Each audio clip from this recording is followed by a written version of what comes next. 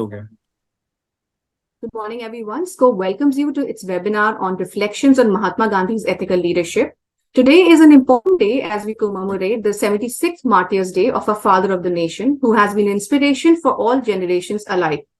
Let us dedicate this time in remembering the man whose simple life yet worldly values hold more relevance today than ever before.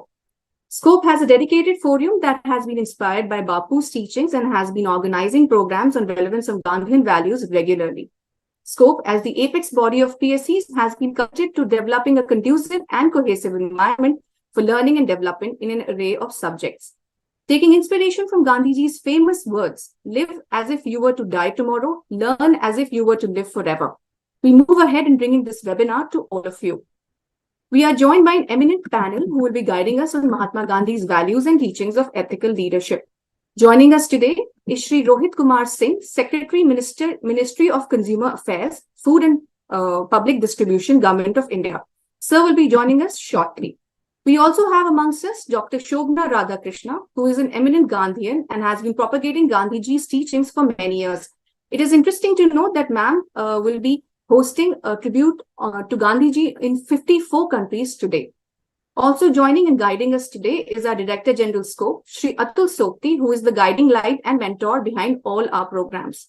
We are happy to share that today we are not going live only on Zoom, but across all of SCOPE's social media platforms.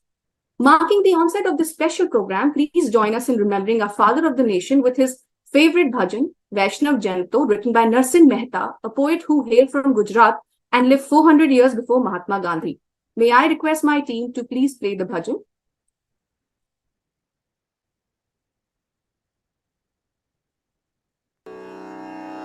वैष्णव जन को तेने कहिए जे पीड़ पराई जाने पर दुखे उपकार करे तो ये पर दुखे उपकार करे तो ये मन अभिमान वैष्णव जन को तेने कहिए जे पीड़ पराई जाने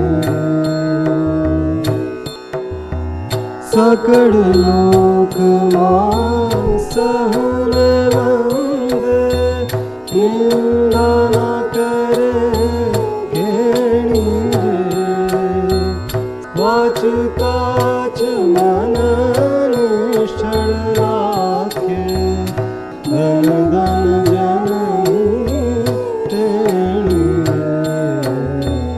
वैष्णव जन को तेने कहिए जे पीड़ पराई जाने समदृष्टि में तृष्णा त्यागी पर स्त्री देने मात है समदृष्टि में तृष्णा त्यागी पर स्त्री देने मात है जिह्वा थकी असत्य न बोले पर धन न झाले हाथ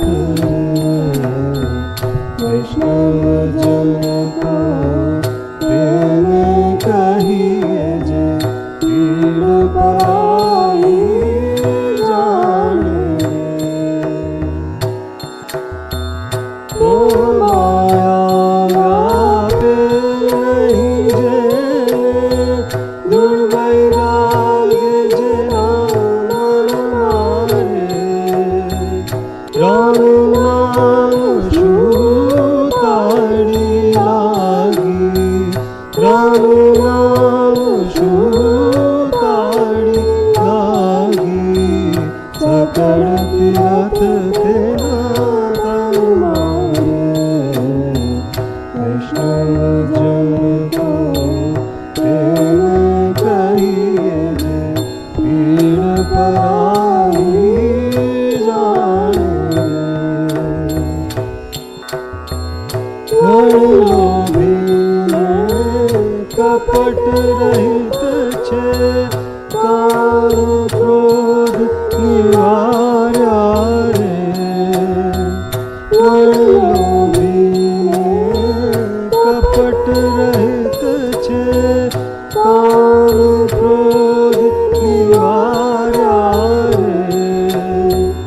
ઘણે નરસૈયો તેનું દર્શન કરતા તુણે કો તેરું કાયા કૃષ્ણ જનતા તેને કહીએ જે પીડ પરાઈ જાણે પર દુઃખે ઉપકાર કરે તોય પર દુઃખે ઉપકાર કરે તોય મન અભિમાન કૃષ્ણ જનતો તેને કહીએ જે પીડ પરાઈ જાણે વૈષ્ણવ જનતો તેને કહીએ જે.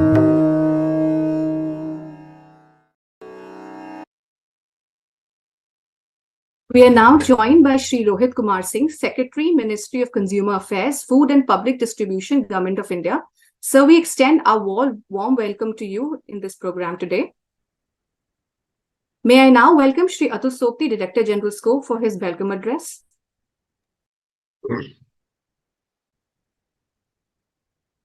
Respected Shri Rohit Kumar Singh, Secretary CA, Department of Consumer Affairs, Ministry of Consumer Affairs, Srimati Shobhna Radhakrishnan ji, eminent Gandhian, Chairman, Directors, Senior Executives of Public Sector Enterprises, participants from the Public Sector Enterprises, as well as the other participants, ladies and gentlemen, a very good morning, everyone. 30th January, as we know, is a day when not only India but the world lost a great leader who in fact encompassed not many but all humanly possible qualities, Mahatma Gandhi. I still remember during my childhood days when on 30th January at around 11 a.m. there used to be siren and whole country used to be have observed 2-minute silence. And after the silence at our home also, there used to be tears in the eyes of my elders. I can't forget that scene. The kind of, devotion for this great leader which India has produced was there among our own citizens. Mahatma Gandhi was one of the greatest ethical leaders that humanity has ever had. In fact, his legacy is not only restricted to India only, but it crossed the borders and the generations. And commemorating him on this Martyrs' Day is a way to honor the timeless value he espoused and lived for. I mean, that was his greatness. Whole world knows the kind of work which he has done. And in fact, as a fitting tribute to Mahatma Gandhi, Scope always has embarked January 30th as a day to revisit and live the teachings and principles of the greatest man on the earth.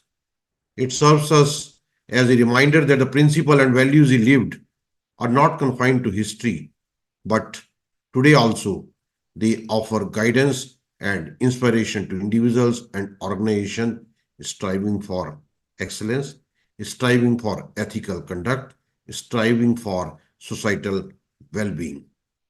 In fact, with this objective of enhancing excellence in the public sector by creation of a conducive and cohesive environment for the public sector enterprises, Scope, the apex body of public sector enterprises, which contribute close to 13% of the country's GDP, employing more than 1.5 million employees, we firmly believe that Mahatma plays a multiple roles as a thinker, as philosopher, and most importantly, as a leader. In fact, you know that in today's era, it is characterized by increased complex dynamism. Intense competition is there, and Gandhiji's principles of non-violence, truthfulness, simplicity, commitment to justice, and equality have gained importance more than ever. In fact, these principles have become all the more important in the contemporary corporate landscape, where leadership is not only important, but leadership is complex leadership today we are facing. I think two things which is very important for the leaders today. The most important is how to strike a balance between the ethical and commercial objectivity. We know that all of us want to achieve our commercial objectives, individuals also, at corporate level also, but how we are keeping the balance between the ethical and commercial objectivity, that's very, very important. And second is a role model for others to follow the suit. In fact, Gandhiji has been epitome of the leadership which never compromised on ethical behavior for anyone's advantage, so much that he stood against all odds, even if it meant annoying many others. In fact, he was the person who led with the ideas of leading with examples. I mean, he exemplified honesty, transparency, simplicity in action, serving as a role model for ethical and moral behavior. I remember, I'll just like to narrate something to you. In fact, many of you may be aware and many of you may not be aware. In fact, like today's, so many narratives are spread across the society through social media and otherwise also. At that time also, if not social media, narratives were spread.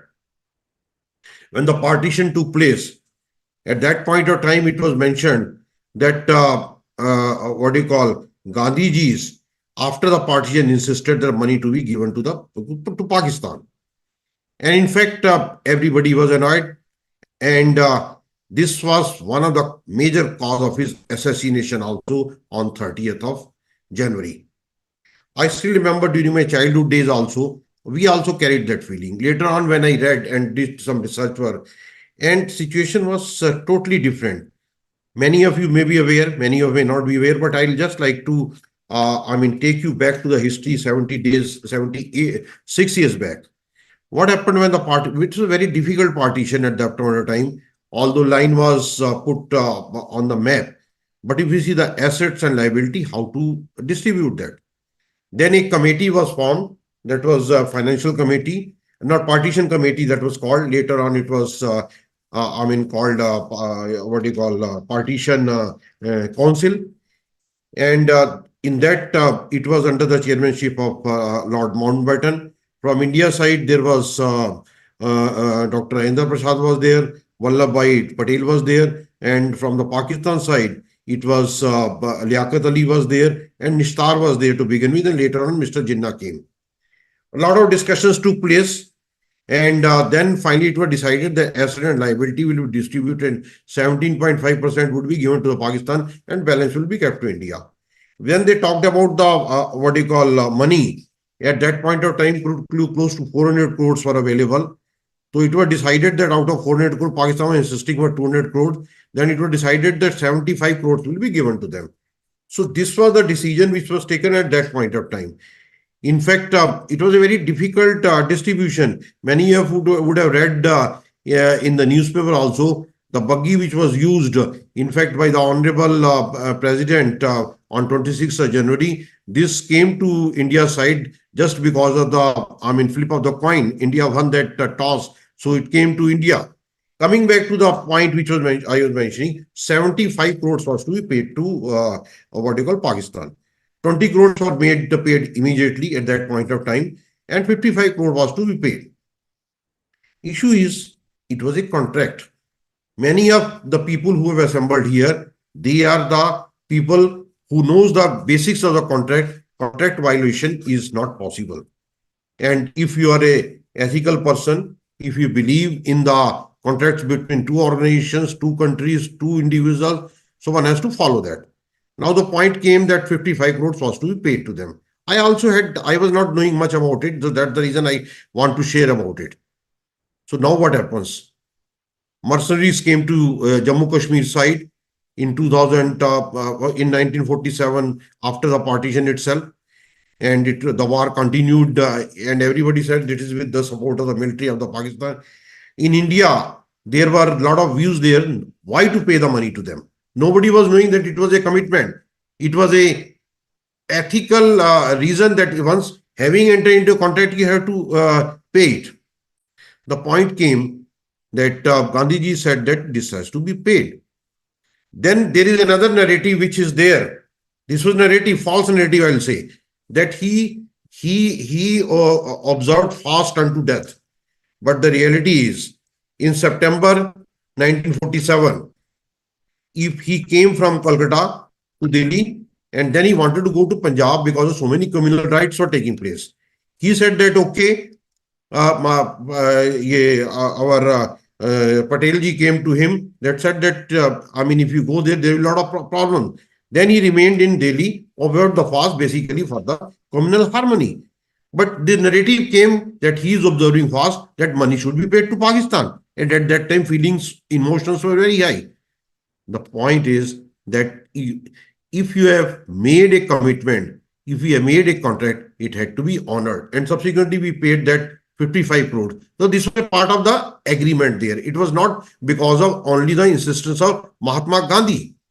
But the point which I am trying to make is this is the issues which we managers also face, whether to follow the ethical behavior or to think of the commercial objectives. Anyway, this is an issue. In fact, in public sectors, we believe that we believe that ethical behavior comes first, and commercial objectives are important, but ethical behavior is very, very important. And in fact, we have been at Scope. We have been, having a lot of programs on the corporate governance also, which covers about the ethical behavior, ethical, path which is being to be followed. And in fact, corporate governance, I'm proud to say, is one area which is very, very important which is being observed by our leaders in the public sector. In fact, in our own organization, when we give the Scope Awards also, recently, you people would have seen the newspaper also, awards were given by Honorable Vice President of India. And in fact, the awards, we not only concentrate only on the financial performance, but these awards carried corporate governance also, human resource management also, CSR also, technology also. So many things were there which were covered there. So the point is that in furtherance of our endeavor to inspire our all leaders by journey of the Mahatma Gandhi to imbibe the values and the virtues. Even if we become iota of what he was, Scope has organized today's webinar dedicated to the teachings of Father of Nation with a reflection on the ethical leadership, and to enlighten us with the values of Mahatma Gandhi. We have the eminent panel with us. In fact, we are pleased to have amongst us Shri Rohit Kumar Singh, Secretary, Department of Consumer Affairs, Ministry of Consumer Affairs, Food and Public Distribution, and who has been entrusted with an important task of strengthening consumer movement in the country by creating awareness and synergizing consumer organization. His blessings have been with us earlier also.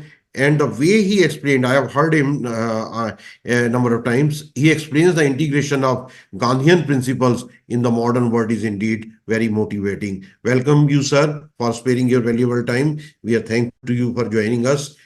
We also have with us our own Madam Shobna Radhakrishnan who has in fact imbibed the Gandhian way of life in persona. And what better person than her is to, reverberate the philosophy of Gandhiji's life.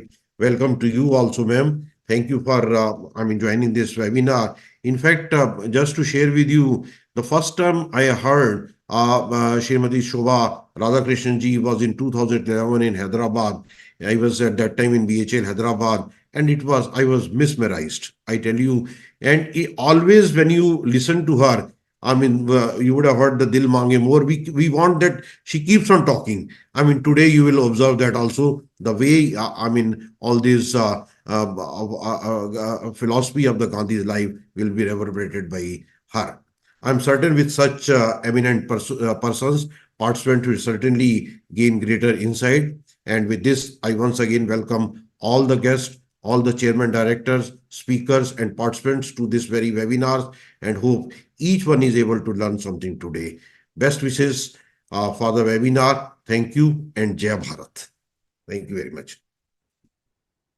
Thank you, sir, for sharing your personal experience attached to 30th January when the country faced one of its biggest losses and guiding us on how Gandhiji remains the epitome of leadership in the world even today.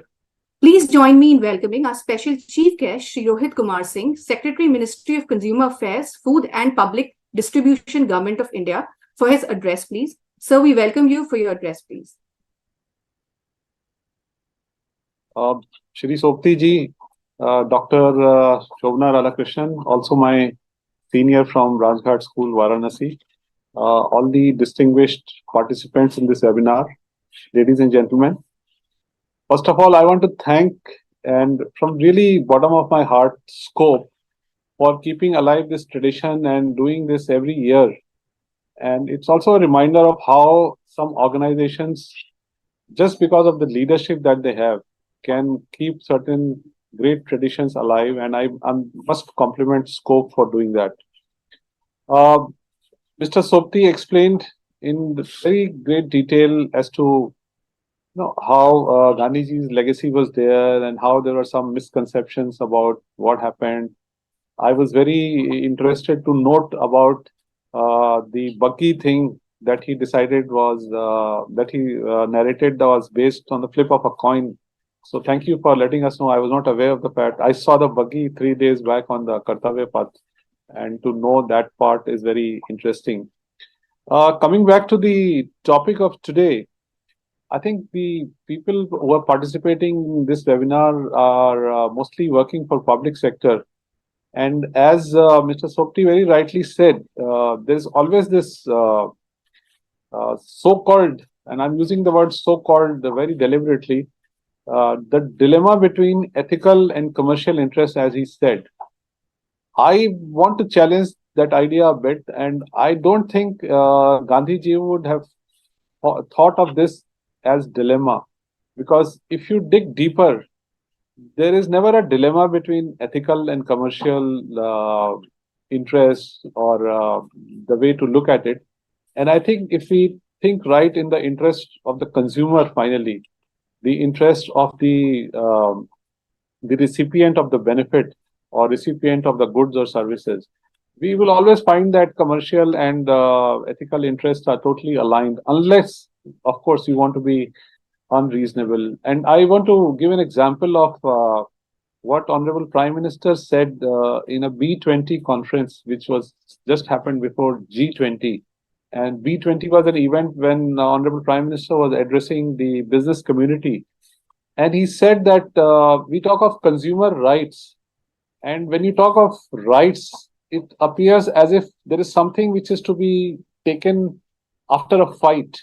It is to be snatched, something that has been taken away, it has to be snatched back. And he said if the businesses and the industry and trade start thinking in a paradigm of consumer care, then the whole thing of consumer rights, can be, there will be a paradigm shift. And automatically, if the companies or providers of services start talking of consumer care, this whole notion about consumer rights being taken by a fight will be demolished, and everything will automatically start falling in place. So I think it is very similar to the thinking of Bapu that if the giver or the leader is thinking in a certain way, there will always be benefits percolating down to the whole organization.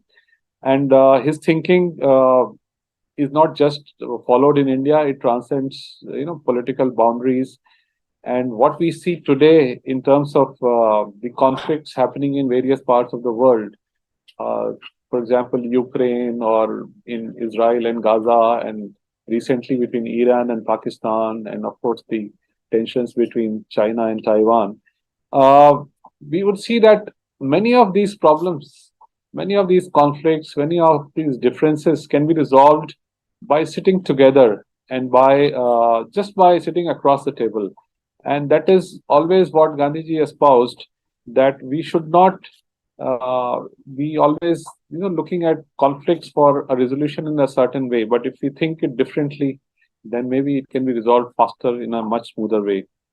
Now, so for the leaders of the public sector, if we translate Gandhiji's teachings into the way we lead and we decide in many of the assignments that we are chosen for, I think if we follow the principles, and I just want to focus on three, four large principles that Gandhiji had espoused. First, of course, is satyagraha. Now, satyagraha is, this is the force of the truth. And it is not just sitting on a dharna. If you translate satyagraha in our daily work domain, it's more about transparency. It's about the truth. And in terms of our organizational working, our decision making, if it is evidence based, if it is data driven, based on facts and not based on our whims and fancies, I think we would have followed satyagraha. And the other issue of satyagraha is, if you are truthful, then of course honesty is a logical corollary of that. So satyagraha always leads to unflinching honesty, and that is why Gandhiji's principle of satyagraha is so important in today's decision making. Now, the second principle which he very fervently believed in was ahimsa. So ahimsa, of course, is non-violence, and it's not just physical violence that he was talking about. He was talking about ahimsa in our thoughts, word, and action. So what does it mean in leadership in organizations? It means that we have to be empathetic to our co-workers, to people who work for us. We have to think of our organizations as a family. If there is some decision to be taken, if there is a conflict within the organization, there has to be a respectful dialogue, respectful exchange of ideas, and then only decisions should be taken.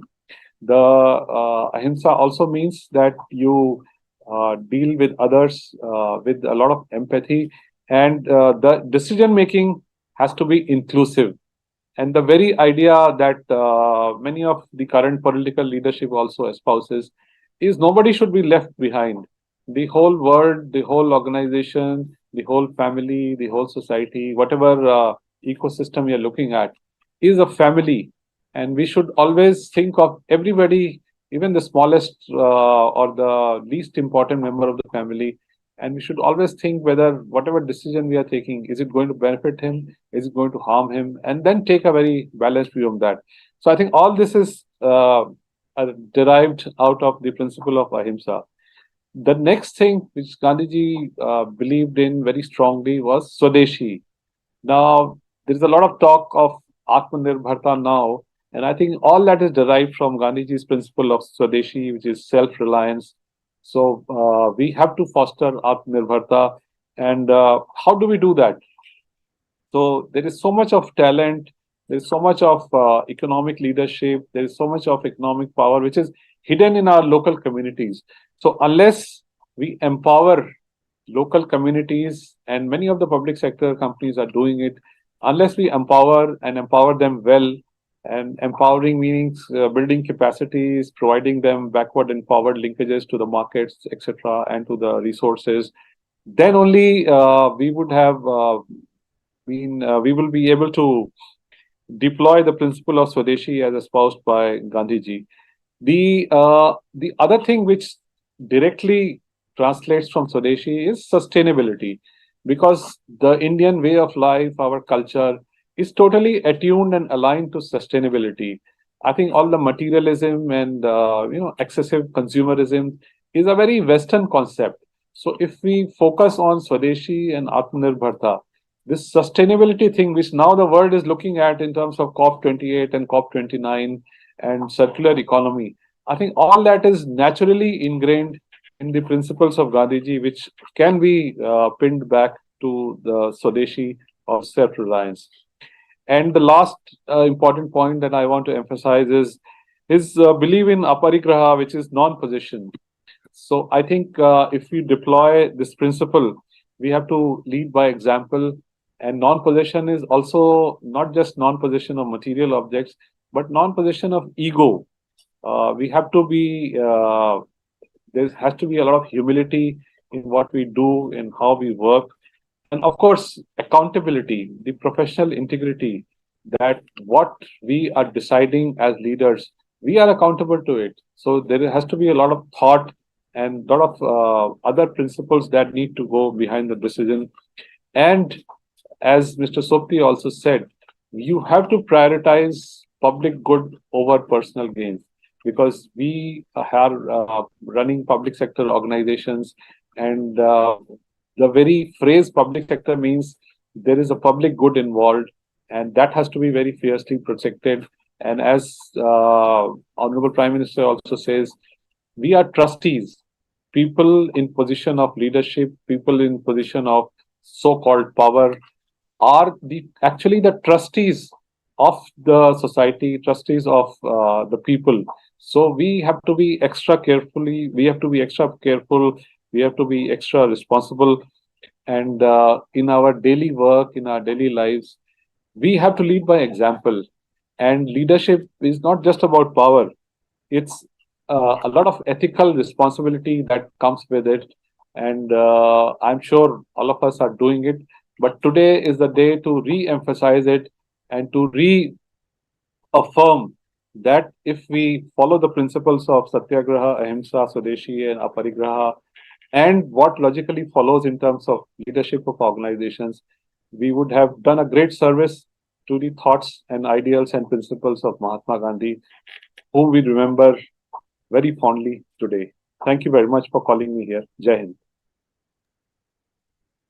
Thank you, sir, for your inspiring and thought-provoking words. Your words of inspiration will help all of us go a long way, not only as employees, but as individuals. It is always a pleasure to hear your words on the principle of Gandhiji, the most inspirational and empathetic leader of all times. I now welcome Dr. Shobna Radhakrishna for her special address, please. Namaskar. I would like to first of all thank Scope and Soptiji for organizing this program, which we have been doing since 2012 every year. And this is one occasion where we also have the opportunity to invite eminent people. And one of them is Sri Rohit Kumar Singh ji, who not only is from my school in Banaras, but a really a role model for all of us. And his words were so profound today, how to practice these things in life. All the complex words of Mahatma Gandhi, which people do not understand easily and don't know how to apply them in their lives, was simply and very beautifully elucidated by Rohitji. So I thank you very much, firstly, for your illuminating words and for joining us yet again this time also. This is a great privilege for me. And I'm grateful to all of you who have joined today in paying homage to Mahatma Gandhi on his 76th Martyrs' Day. Mahatma Gandhi gave his life for the cause of harmony, brotherhood, and humanity on 30th January 1948. It indeed was tragic that a saint of universal peace and non-violence fell a victim to violence, and his sacrifices will never be forgotten. My heart really feels very, very sort of saddened and a very bit a bit morose today, because we are forgetting the kind of person, the kind of spirit, the kind of light that we have, all of us within us, and as a role model for the entire world. And it is only on special days that we remember. This is someone who should be remembered in every action that we take. So Gandhiji has been a source of inspiration for me from my childhood, as I was born in Gandhiji's Sevagram ashram in Wardha in Maharashtra. And I admired the simplicity and discipline of Gandhiji's way of life. It's always an emotional moment to recall Gandhiji on this day of his martyrdom, which in our childhood we used to celebrate by spinning for 24 hours, the whole day in turns, and reciting the Bhagavad Gita. That somehow comes back to my mind, and how we also need to understand the messages of the Bhagavad Gita and remember that Gandhiji lived according to the central messages of the Bhagavad Gita of non-attachment and non-possession. Even though 7 decades have gone by since Gandhiji passed on, in every part of the world, his relevance is felt as strongly as ever before, and his vision and actions are of an enduring significance for all times and places. Today, 54 Indian missions are hosting my tribute throughout the world. His approach to life was holistic and cannot be divided into watertight compartments of social, religious, political, personal, and public life. Gandhiji stands out as the champion not only of political democracy but also of economic and spiritual democracy in today's world. Arnold Toynbee, the English historian, a philosopher of history, the author of numerous books, famously said, and I quote, Mahatma Gandhi was the first person in human history to lift the ethic of love of Jesus Christ above mere interaction between individuals and make it into a powerful and effective social force on a large scale. If humanity is to progress, Gandhi is inescapable. Unquote. Gandhiji as a person, but as a social and political force, continues to live amongst us. His philosophy of non-violence and its influence worldwide, as well as the strategies and characteristics, made Gandhiji successful and inspired numerous peaceful movements. Gandhiji's philosophy of non-violence involved civil resistance and refusal to comply with the unjust laws. He had an ever-growing personality. The life and thoughts of Gandhiji are intertwined and inseparable. His politics was imbued with his spiritual experiments. His spirituality was tempered by his vision of a non-violent society, and his constructive programs were integral to his politics. The unique practices of Gandhiji, his control of palate, his fasts, his spinning, his silence, and his prayers were as much a part of his politics as of his spiritual life. These practices and experiments were sustained and nurtured by the ashrams that he had founded. The ashram community, through its own practices, affirmed, modified, and validated Gandhiji's ideals and practices. He has shown to the world the power of ancient Indian message of peace and non-violence. He showed the world that the love of one's people needs not to be inconsistent with the love of humanity. He strove to free the downtrodden from the shackles of injustice, slavery, and deprivation. But he was also obsessed with the future of the human race. He said, and I quote, there is no hope for the aching world except through the narrow and straight path of nonviolence. Millions like me may fail to prove the truth in their own lives. That would be their failure, never of the eternal law. Unquote. His greatness was in his attempt of spiritualization of politics.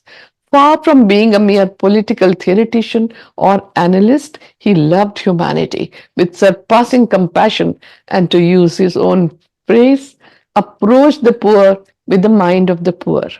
In fact, he endeavored to find a new human order. He was the first in human history to extend the principle of nonviolence from the individual to the social and to the political plane. Mahatma Gandhi had a profound influence on Dr. Albert Einstein. Dr. Einstein's message on Gandhiji's 75th birthday sums up the essential character of Gandhiji's leadership. He had said, and I quote, a leader of his people, unsupported by an outward authority, a victorious fighter who always scorned the use of force, a man of wisdom and humility who has confronted the brutality of Europe with the dignity of the simple human being and at all times risen superior. Unquote.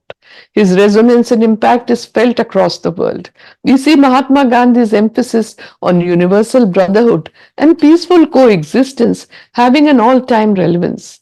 His teachings are therefore the most upheld principles. He comes out as the biggest role model that all of us have.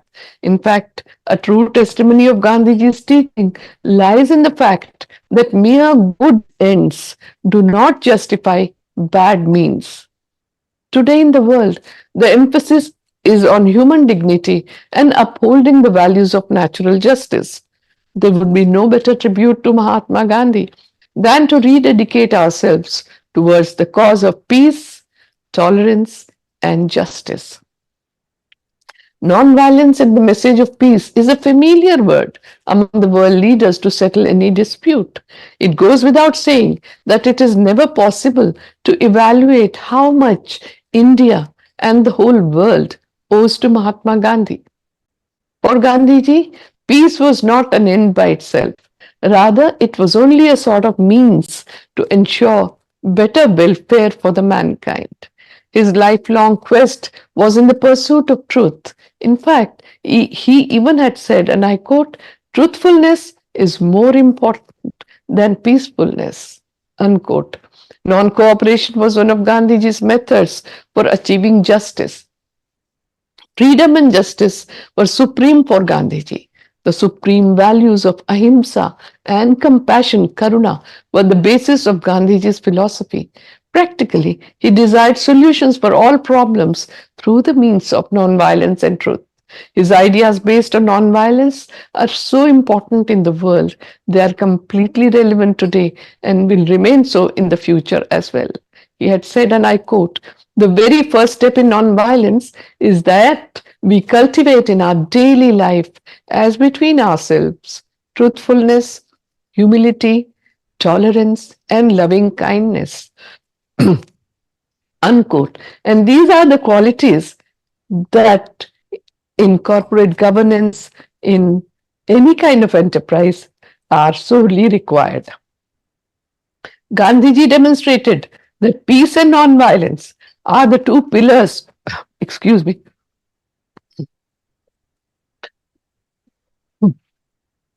of any peace process that upholds the humanity. These two are inseparable.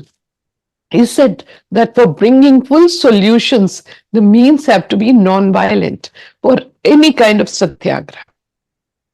His entire life story is about action to bring about positive changes. And this is what we have to attempt in governance. He both succeeded and failed in what he sought to do, but he always moved forward. And he never gave up the quest for improvement, both social and spiritual, and both for individuals and for the nation as a whole. Today, he is remembered not only as a political leader, but as a moralist who appealed to the universal conscience of mankind. There is a galaxy of men, women, and children in different parts of the world who have taken a leap from Gandhiji to fashion their initiatives for ensuring peace, non-violence, justice, and fighting discrimination. His ethical leadership accomplished what was thought to be impossible by many. According to Parallel Nair, Gandhiji's private secretary for a long time, what made Mahatma Gandhi almost unique among leaders of men was his capacity to harmonize widely different points of view so that they became contributory to the examination of the common goal. An outstanding instance of this was the way in which he dealt with his colleagues who differed from him. While holding to his own principle, he allowed his colleagues full scope to serve the country according to their light. Because of this, not only the most intimate relations continued between them, but also those who differed from him ultimately came around and worked under his leadership. He taught that ethical conduct is a continuum along which it is impossible to divide means from ends. He had said, and I quote, "We who seek justice will have to do justice to others." Unquote. The prime component of Gandhiji's leadership was his elevated vision that humans, the highest manifestation of God's creation, can and would live in harmony and peace, firmly adhering to truth. He never considered himself infallible. He called himself a practical idealist who began every action with himself. And this is very important because if have we have been thinking about doing something, unless we put it into practice, it is of no use to anyone. Gandhiji had said, a ton of, uh, I forget the quote right now, but it'll come back to me. And he had realized that actual conduct was far superior to preaching about conduct. And that is why he called himself a practical idealist. Whenever he saw, he read, or he heard something and he really liked it, he immediately put it into practice. And that is how he walked the talk. And this is what we need to learn from him, to walk the talk. His life was an epic experiment in principle living, wherever most sincere thinking people contemplate adherence to principle, only to conclude that the realities of modern life make living strictly according to the principle impossible, or at least impractical. But Gandhiji went ahead and tried. That he succeeded to such an impressive degree is in part a testament to the strength of his determined will, and that's what is required, and in part the result of his clear conception of a set of worthwhile principles. But Gandhiji also succeeded because he managed the application of principles with a pragmatic eye towards the dynamic, fluid nature of the day to day.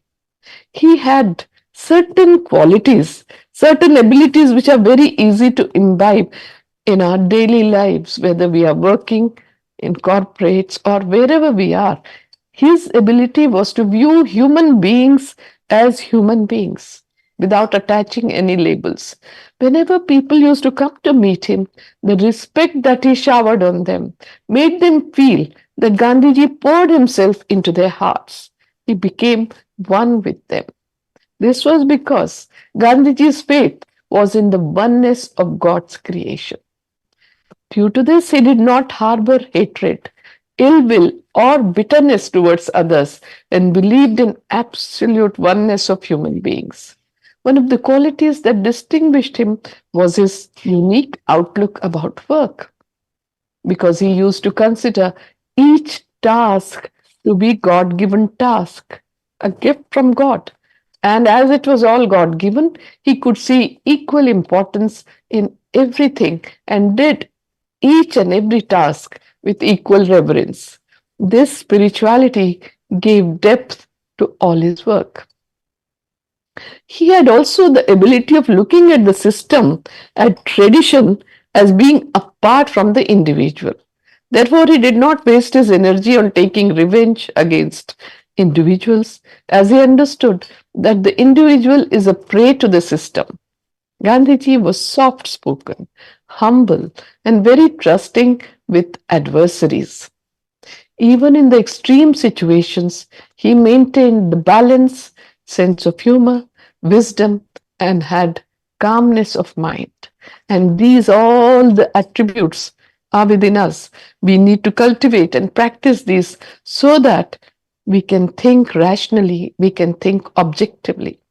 Gandhiji's goals were always high, but the objectives were small but measurable. This can be seen from each of the big non-violent movements led by him, which were interspread with smaller movements with achievable goals, objectives, which were successful in keeping the morale of the people high. A strong sense of self-respect marked Gandhiji's character from a very early age. He was incapable of discriminating against anyone. He suffered no insult and insulted no one. In Gandhiji's revolutionary world, Leaders were servants. This model of servant leader, the concept which Gandhiji demonstrated more than 76 years ago, is now widely recognized. The servant leader sacrifices himself and only himself. We see in Gandhiji's leadership that he begins by taking sole responsibility for his values and actions, but he also offered them as models for emulation.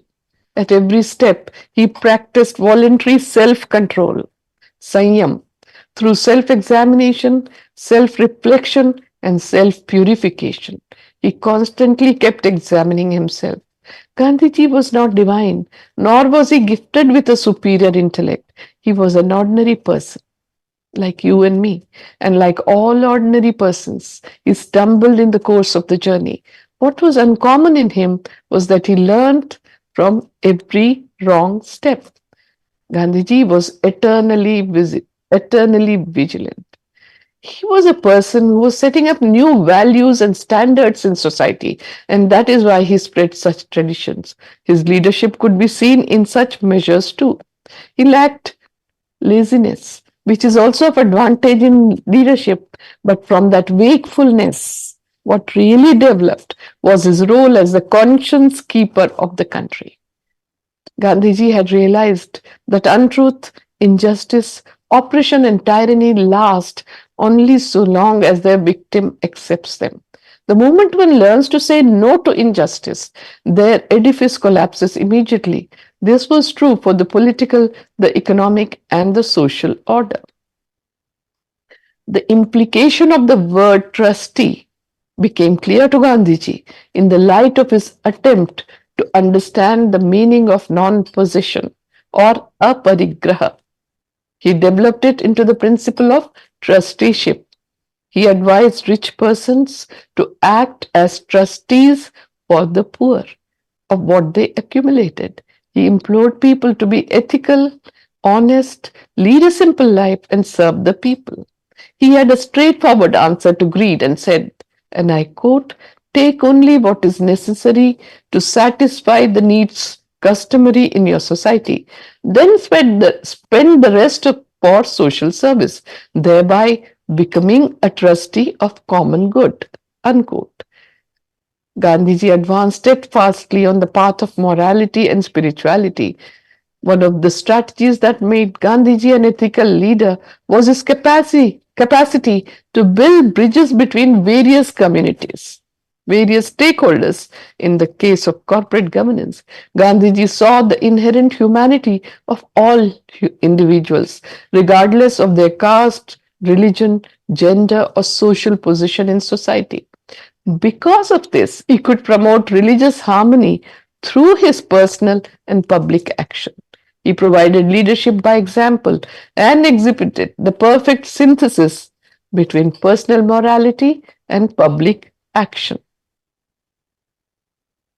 Mahatma Gandhi had said, and I quote, when I despair, I remember that all through history, the ways of truth and love have always won. There have been tyrants and murderers, and for a time they can seem invincible, but in the end, they always fall. Think of it always. Unquote. In today's globalized world, we already have all the material comforts required for living contently, happily. We are taught by the market forces to want more and more, even as we see the world around us engulfed in greed, violence, and intolerance. Today's world laments violence in the frequent attacks, riots, war, and imminent possibility of a nuclear war. But the last century was even more disastrous. In such a time, a frail leader, Gandhiji was the most influential and important leader, and a thinker whose legacy still inspires people globally. On 30th January 1947, a year before Gandhiji was assassinated, he had said on many occasions to his associates, and I quote, if I get bedridden due to some disease and die, tell the world that I was not a Mahatma. But if I am on my way to the prayer and someone shoots me, and if I face the bullets on my chest with Rama's name on my lip and fear and bear no grudge against the person who indulged in violence.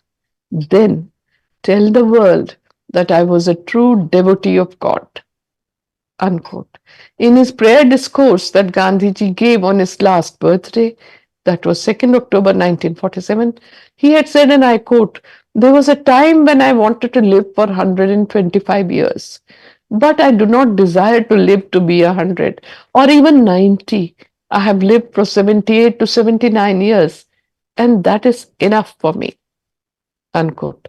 Perhaps he had a premonition when, even 2 days before his assassination, Gandhiji said in his prayer speech, and I quote, "If I am to die by the bullet of a madman, I must do so smilingly. God must be in my heart and on my lips. And if anything happens, you are not to shed a single tear." Unquote.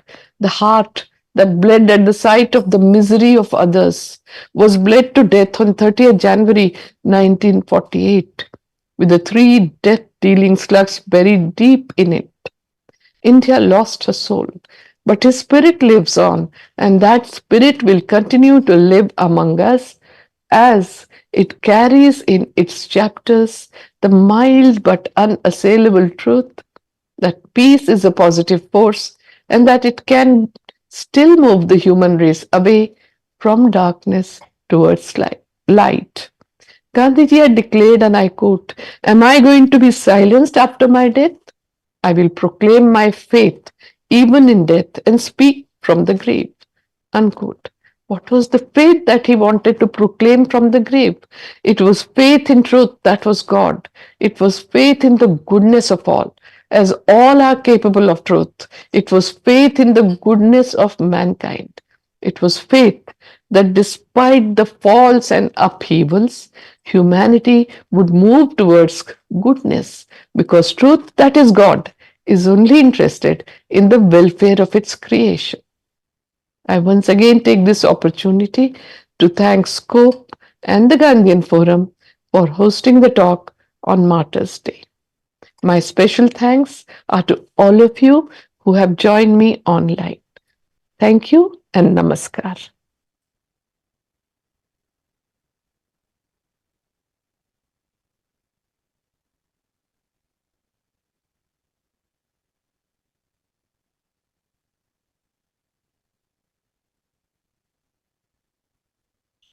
You are on mute, Shilpi. Lippy, you are on mute. Thank you, ma'am, for your mesmerizing and in-depth reflection into Gandhiji's life. We are ever grateful for your insight, ma'am. As we come to an end to the program, I would like to thank our esteemed panel for their time and guidance. We thank Sri Rohit Kumar Singh for his guidance and words that inspire us to strive for excellence, not just today, but every day. Sir, we are grateful to you for sparing your valuable time. We are humbly grateful to Dr. Shobna Radhakrishna for always being associated with SCOPE and sharing the Gandhian values. We also thank DG SCOPE for his meticulous guidance, anchoring the endeavors of SCOPE each day, every day. Thank you to SCOPE team for putting this webinar together. And last but not the least, a big thank you to all our participants without whose enthusiastic presence this webinar would not have been possible. As we close for today, let's hope we imbibe Gandhiji's teachings not just today, but every day. Thank you and see you all soon. Thank you for all this support and for today's program. I would like to end today by the quote